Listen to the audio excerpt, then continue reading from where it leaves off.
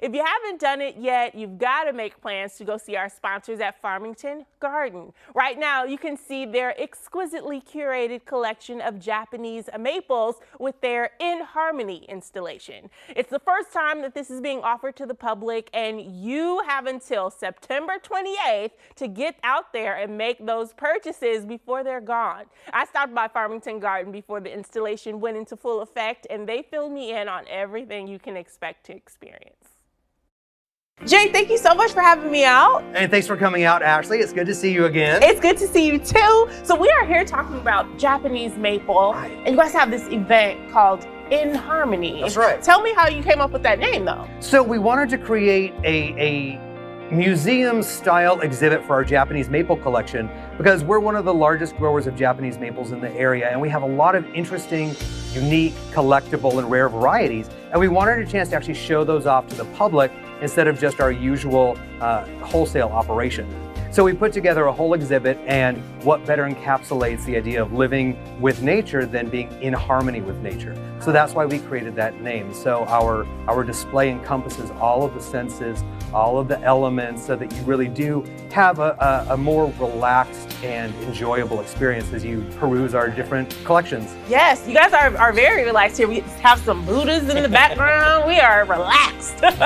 Now, talk to me about the Japanese maple, because people go crazy over them. We have collectors out there, and this is the first time you guys are opening it up to the public. Right. What makes it so special? Well, what makes Japanese maples so special is that they're one of the most beautiful smaller trees out there, especially among maples. You know, most maples get absolutely enormous. Japanese maples stay a little smaller, plus they do really well in our area, and they are just such a great focal point in someone's yard, whether it's your front yard, your backyard. It's always going to draw your attention, and they're always doing something different. Their spring color, their summer color, fall color, even their winter color can be really interesting. So they have a little bit of interest year-round. Like the coral bark maple looks coral red, almost like it's on fire, you know, in the wintertime when you don't see the leaves. Yeah. So yeah, there's a lot of interest to be had. Paper bark maples, they lose their bark in an exfoliating, kind of like a paper peel away sort of texture. So they're really cool looking too. So right now is still a good time to plant our Japanese. This is a perfect time to be planting Japanese maples. It's a little cool. We're getting into the rainy season, so you're not gonna have to freak out about watering them as much by hand. So yeah. Am I drowning it? Am I doing it too much? Not enough? And they're very sensitive to that. So this is a great time to plant them. I love that. Do you have any favorites? I do. I've got a couple favorites I brought out for you. One of them, of course, is the Oregon Sunset right here. This is one of my all-time favorites. Of course, it's a local variety. It has this beautiful kind of reddish color in the fall, and then also its new growth comes out in kind of a pinkish red color. Nice. So this is a really gorgeous variety. Very pretty.